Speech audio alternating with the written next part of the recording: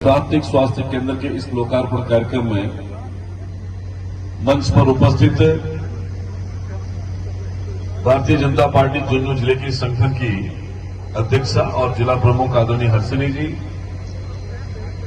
झुंझुनू के लोकप्रिय विधायक राजेंद्र बाबू जी, उदयपुर पार्टी से पूर्व विधायक और झुंझुनू के सांसद प्रत्याशी आदरणीय सुखकंठ चौधरी जी, इसी आपके अपने क्षेत्र से आपके लोकप्रिय नेता और प्रत्याशी रहे इसी पिलानी से भाई राजेश दहिया जी, यहां के प्रधान और मेरे मित्र भाई रोहितास धांगड़ साहब, राष्ट्रीय परिषद के पूर्व सदस्य वरिष्ठ नेता विश्वंभर पूनिया जी, हमारे सीएमएच साहब छोटेलाल जी गुजर, हमारे जिला कलेक्टर महोदय अरुण गर्ग साहब, हमारे चेयरमैन साहब गोविंद सिंह जी बगड़, हमारे उदयपुर पार्टी से पूर्व विधायक आदरणीय रणवीर सिंह जी गुड़ा साहब, और हमें इस ग्राम पंचायत में आमंत्रित कर बुलाने वाले ऐसी हमारी माता तुल्य सरपंच श्रीमती कृष्णा शेखावत जी, और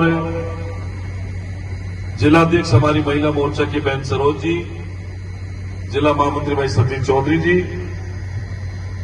और इस कार्यक्रम में विराजे हुए सभी इस ग्राम पंचायत के गांव के सभी नौजवान साथी, बड़े बुजुर्ग, हमारे जिला कलेक्टर महोदय सहित सभी इस जिले के ब्लॉक के अधिकारीगण, एसडीएम, बीडीओ, तहसीलदार जी, मीडिया के साथी, और बहुत लंबे समय से इस कार्यक्रम का मंच संचालन करने वाले ऐसे मां सरस्वती के पुत्र भाई विजय हिंद जी, उपस्थित माताओं बहनों सज्जनों, मैं विशेष रूप से आज के इस कार्यक्रम के लिए आप सबका तो धन्यवाद करता ही, लेकिन साथ में मैं भरत सिंह जी का विशेष धन्यवाद करता हूं कि जब आप जयपुर में मेरे पास में आए और जब मुझे आपने इस कार्यक्रम के लिए आमंत्रित किया तो मैंने सहज भाव से ये कहा था कि मैं नवरात्रि के अंदर आपके गांव में आऊंगा, और आपने कहा था कि मैं बड़ा अच्छा कार्यक्रम करने का विचार रखता हूं, और मुझे लगा कि जब 1 बजे का हमने समय दिया और लगभग 7 बजने को है, इस मंच की इस पंक्ति से लेकर के अंतिम पंक्ति तक लोग बैठे हैं, बीच में भले ही कम है और आखिरी पंक्ति तक लोग जरूर बैठे हैं, तो ये कहीं न कहीं लगता है कि इस ग्राम पंचायत के सरपंच साहिबा कृष्णा जी के प्रति, भरत सिंह जी के प्रति, और यहाँ जो अतिथि पधारे उनके लिए आपका भाव है, अपनेपन का, स्नेह का, प्रेम का और आशीर्वाद का, तो मैं भाग्यशाली अपने आप को समझता हूं कि जिले का प्रभारी मंत्री होने के नाते, सरकार का एक प्रतिनिधि होने के नाते आपके बीच में मुझे इससे पीएससी के लोकार्पण का अवसर मिला है। मित्रों, समय बहुत हो गया, मैं बहुत कम समय लूंगा आप लोगों के बीच में। जब मुझे पता लगा कि झुंझुनू के इस लामा में कारगिल में शहीद हुए थे विजयरण्य जी, कहीं भी किसी भी शहीद की मूर्ति के पास से अगर आप निकलोगे, अगर मूर्ति की तरफ आप देखोगे तो लगता नहीं कि मूर्ति है, लगता है कि वो साक्षात वही देव पुरुष विराजमान है। उस मूर्ति की तरफ देखोगे, उसमें वो आत्मा नजर आती है, और मुझे जहां भी मूर्ति के पास में जाने का अवसर मिला, मैंने तो साक्षात यही देखा है कि मूर्ति नहीं, वो लोग स्वयं विराजमान है, जिन्होंने अपने खुद की परवाह न करते हुए ऐसे विकट परिस्थितियों में भी अपने जीवन को कुर्बान हमारी आने वाली पीढ़ियों के लिए, हमारे लिए सुरक्षित कर दिया। ऐसे महान इस झुंझुनू के, जो देश का सबसे बड़ा जिला है, जिसमें सैनिक भी ज्यादा है, शहीद भी ज्यादा है, और इस मिट्टी के हर एक जगह पर उनके रक्त की बूंदें हमें इस बात के लिए प्रेरणा देती है कि आने वाला समय भी झुंझुनू कभी पीछे नहीं रहेगा, शहीद के मामले में भी और इस देश की सेवा करने के मामले में भी। ये जिला शिक्षा के क्षेत्र में भी बहुत आगे है, सरकारी नौकरी के मामले में देखिए लोक सेवक भी यहां ज्यादा है, लोगों का जो अपनापन है वो भी ज्यादा है।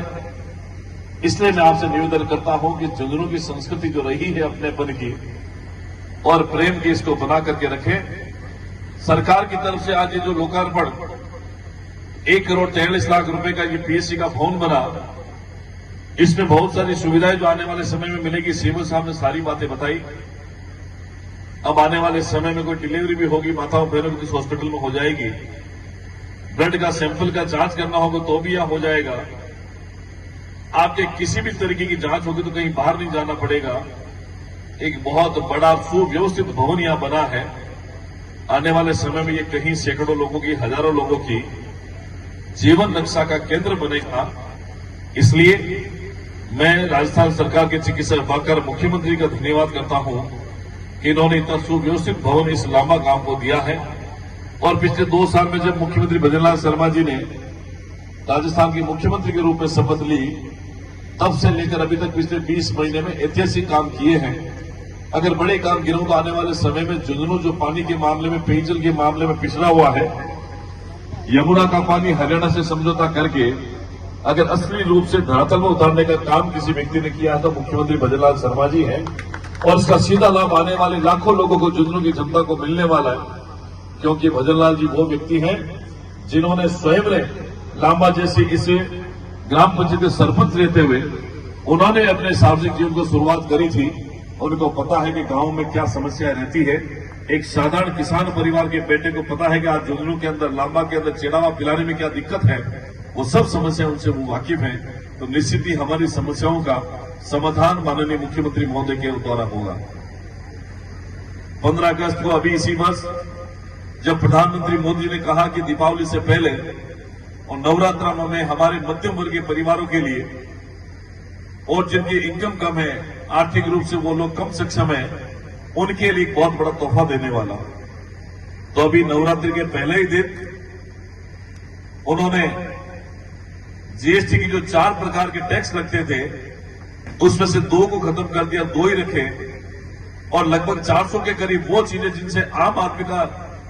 जरूरत की चीजें खरीदनी पड़ती है, वो सारी चीजें सस्ती हो गई।